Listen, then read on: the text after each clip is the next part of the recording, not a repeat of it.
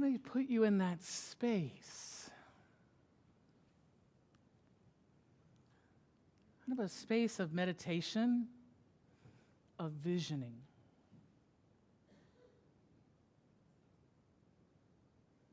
I ask you if you are willing to close your eyes for a moment, or maybe just soften your gaze.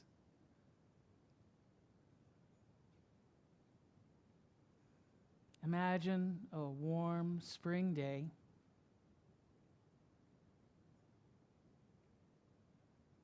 The sweet smell of spring. Picture a white clapboard building with not just one spire, but two. That building accented in green.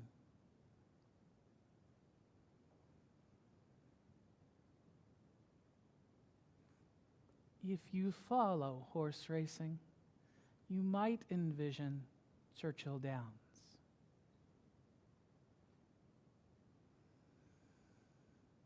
Now I want you to erase the people, the hats, the mint juleps. Move away from the celebrities and the party in the infield. The sea of people pressing 4 deep against a rail. No, all of that is real, but not what we are focusing on. Instead, imagine the paddock, where horses are being saddled, each one shifting its weight, ears flicking, nostrils wide, showing some nerves, others half asleep. The jockeys in their silks, colors so bright they look painted. And there's that smell of clover and mud and sweat and something electric.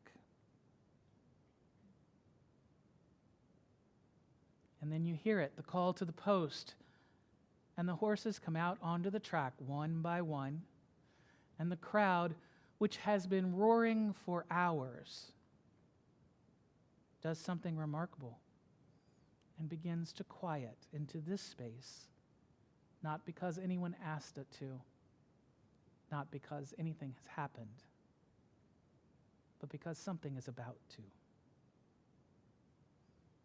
The horses bump against the metal as they load into the starting gate, their focus, their anticipation of the bell and the gates flying open. This is the moment I want you to hold to, right here. Before anything has been decided, the gates haven't opened, nobody has won and nobody has lost. The favorite could stumble in the first turn. The horse that started at 80-1 could find a lane that wasn't supposed to be there. 2 minutes, 1.25 miles of pure, unresolved possibility. And you hold your breath.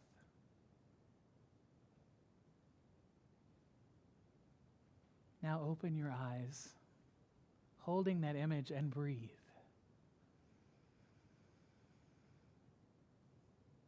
I grew up breathing this. I know it in my bones, that moment, that specific gate-side held breath moment. It's one of the most alive feelings a human can experience. The genuine feeling of not knowing. It is curiosity in its purest form. And I asked this morning, what if we could bring that feeling to everything? That's what I want to explore this morning. Not the race itself, not the results or the winner that we now know, the record books, the history, but the moment before. The tilt of the head, the leaning forward, the wild and wide wondering eyes. That moment is a spiritual practice. And for most of us, if we're honest, we have been slowly trained out of that. You see, we have built gates as barriers to hold us back. How might we re-engage with our own curiosity and the possibility ahead? Can we honestly look at what is holding us back? So I want to start by getting a little sciencey this morning. Did you know that our brains are really expensive? The brain is 2% of your body weight, and it burns 20% of your resting energy. That's a lot. And in the days when our ancestors needed to conserve every calorie, a brain that worked overtime was a brain that got you killed. So our brains learn to be efficient. They build habits and create shortcuts. They look at situations and say something like, I've seen this before. Here's what I do. And most of the time that serves us beautifully, because pattern recognition is what has kept us alive and the reason we're still here. But there's also a cost. That same system of thinking that keeps us alive also can make us stuck. We stop looking closely at things because we think we've already looked. We stop asking questions because we think we've already have the answers, and we mistake familiarity with understanding. We build these barrier gates that are never meant to open, and we stand inside them, quiet, comfortable, while life lines up on the other side, waiting for us to run. Now, a Zen Buddhist might tell us that in the beginner's mind there are many possibilities, and in the expert's mind there are few. We love to be experts. We stopped saying, I wonder, and started saying, I know. We stopped standing in the paddock with the wide-eyed and energized and started sitting in the box seats with our program already marked, convinced we could predict the race. Now, many of us came to Unitarian Universalism because we asked too many questions. We were the ones who wouldn't stop raising our hand in Sunday school, drove our pastors, our rabbis, our imams to distraction with the, but why? And here we have found a tradition that said, ask away. We believe in that free and responsible search for truth. And then somewhere along the way, this too became comfortable, and some have stopped searching because we found the answers we liked. We built our theological houses and settled on in. We became, in our own way, the experts. And the questioning got harder. Now, curiosity in our tradition always has its consequences, and some of those consequences have been painful. And so, we learned slowly and without noticing to manage risk, to be curious in safe ways, to ask questions that wouldn't cost too much. But the horse race at the gate, that horse doesn't get to manage the risk. And the horse either runs or it doesn't. And I think that's part of us, right? That part that drove us here, that part that's still hungry, that part that wants to run. The poet Wendell Berry knew that feeling well. And he put his finger on it when he said, the wild things do not tax their lives with forethought of grief. That forethought is not naivete, that's just a different way of being. And Berry tells us we can find our own way back to being present in the moment. That the extra energy about worrying might actually be getting in the way. So I want to share something that really, the first time I heard it, came as a surprise. The opposite of anxiety is not calm. It's not confidence, and it's not certainty. The opposite of anxiety is curiosity. The Reverend Sarah Goodman puts it this way: anxiety is, oh no, what's going to happen? Curiosity is, oh wow, I wonder what could happen. Same grammatical structure, same basic question, and completely different tilt of the head. Because anxiety clenches where curiosity opens. Think about it for a second. What does anxiety do to your body? The tight chest, the racing mind that runs the same terrible simulations over and over. What if that goes wrong? What if it falls apart? Anxiety is your imagination hijacked and turned against you. Now, think about genuine curiosity. A child turns over a rock, finds a beetle. A scientist peers at a sample and notices something unexpected. A reader turns the page and realizes the story has just become something entirely different. And in those moments, your breath changes. The shoulders drop. The body leans in rather than bracing. Now I know the world feels very different these days. It feels unstable in some places. The ground is shifting under us. Things we thought were permanent are gone. And our very human response to that instability is to grip harder,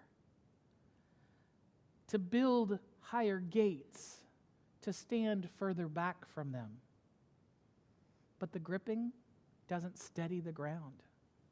It exhausts the hands. What would it mean instead to pick that thing up like an object you've never seen before, to turn it over, to look at it, to feel it, to look inside at what you've been avoiding? You don't have to have the answers, because the point isn't the answer. The point is the looking. You see, that moment of questioning itself is a holy act. The open and honest, living question of a sacrament. Now, this practice can feel uncomfortable in the beginning. And after a while, it starts to feel more and more comfortable, more and more Unitarian Universalist, even cozy. And I want to offer a word of caution. Everything that I've said thus far, the beginner's mind, the wonder as an antidote, the loving questions, could easily become another form of comfortable UU spirituality. It's a nice idea that we carry home and we put on our shelf. Instead, maybe we should lean into what my colleague, the Reverend Victoria Stafford, says, and how she names it. She says, to see, simply to look and to see, is an ethical act of intentional choice. To see with open eyes is a spiritual practice and thus a risk, for it can open you to the ways of knowing the world and loving it that will lead to inevitable consequences. Inevitable consequences. We usually talk about curiosity as if it's risk-free, as if we're a good conversationalist or something. But what if we practice really seeing the ordinary things? What are we mindlessly walking past every day? Whose story have we not stopped long enough to really listen to? What joy or suffering sits right at the edge of my comfortable gaze, waiting to be seen? This genuine curiosity is the kind that actually changes you. And it's dangerous. It takes you to places that you didn't plan to go. It shows up all over your life. And it shows you things that you can't unsee. And then it makes demands of you. Now, many of us came to this tradition because we were willing to change and be changed by our curiosity. We followed our questions out of other communities into a lonelier place towards a truth that cost us something, which tells us something very important, that the hardest curiosity, the kind that comes with real consequences, is ultimately the most alive. Not comfortable, not safe, but alive. Because the beginner's mind picks up the object it's afraid of and looks at it with wider eyes. The open heart says, I don't know what I'll find, but I'm going to look anyway. And that, my friends, is courage. That is faith. Now, Wendell Berry found his curiosity by still waters. Maybe yours is in the garden or on a busy street. Or maybe it's in dreaming, letting your dreams swing on a star. The place is yours to find, and the gates are the same for us all. For me, I'll be reminded that on the first Saturday in May in Kentucky, as I hold my breath at the starting gate, and that 2-minute race is over, and the winner, draped in roses, the crowd releases, I remember that within an hour, the grandstand is empty. The roses begin to wilt. But here's the thing. In that same 2 minutes, somewhere in a barn in the bluegrass, on a farm in Shelby County or Woodford County or any other county in the state, a foal is being born. And that foal has never run, never been at a gate, never disappointed or broken anyone's heart by coming in second, never been labeled the one to watch or the one to bet on or the one to write off, has never been the expert at anything, and has never stopped being curious about the world, because the world is entirely new. The foal is all possibility, and so are we. The question I want to leave you with today is not, have you been curious, but can you still be?